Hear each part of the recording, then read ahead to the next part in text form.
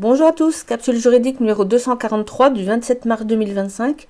Je vais vous parler aujourd'hui des USA et plus particulièrement de l'État de l'Idaho qui montre la voie d'une vraie liberté médicale. Une loi nommée Idaho Medical Freedom Act a été votée par le législateur de cet État, donc d'abord le Sénat, enfin le Congrès, et puis le Sénat. La loi interdit notamment toute obligation médicale. Elle interdit aux entités commerciales, mais également aux services publics, d'obliger à quelque intervention médicale que ce soit pour employer du personnel ou fournir des services ou des biens, ou permettre l'accès à des lieux ou moyens de transport. Idem pour les écoles de l'État qui ne peuvent promulguer aucune interdiction de fréquenter l'établissement pour des raisons médicales. L'entité gouvernementale ou le fonctionnaire de l'État d'Idaho ne peut pas non plus exiger d'une personne qu'elle reçoive des informations ou des conseils sur la façon dont elle doit être traitée médicalement.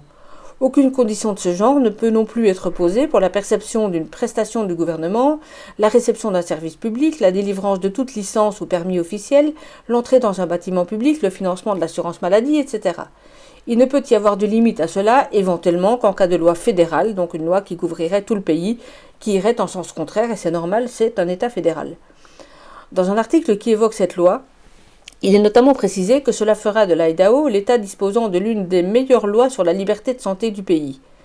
Et comme toujours, l'opposition fait dans la nuance, puisque, comme vous allez le voir avec les déclarations de la députée démocrate Ilana Rubel, elle dit ceci, je cite, « Ce projet de loi dit qu'ils ne peuvent pas vous obliger à panser des plaies sointantes, qu'ils ne peuvent pas vous obliger à suivre des traitements contre les poux, qu'ils ne peuvent pas vous obliger à vous couvrir la bouche si vous avez le virus Ebola et que vous toussez sur les gens. » Fin de citation. Alors parfois, moi je me demande s'ils étaient comme ça avant la crise Covid ou pas, je sais pas.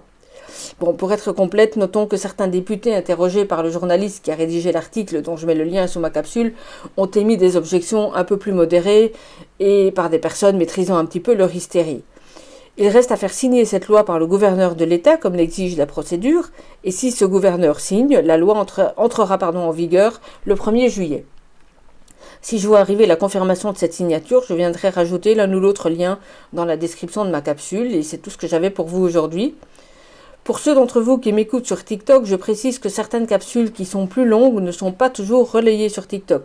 Si vous ne voulez absolument rien rater, il faut donc aussi consulter ma chaîne Crowdbunker ou YouTube. Mais pour les informations plus brèves, je les diffuse sur les trois canaux. Voilà, en attendant, bonne journée à tous, bonne fin de semaine, à bientôt et tenez bon. Au revoir.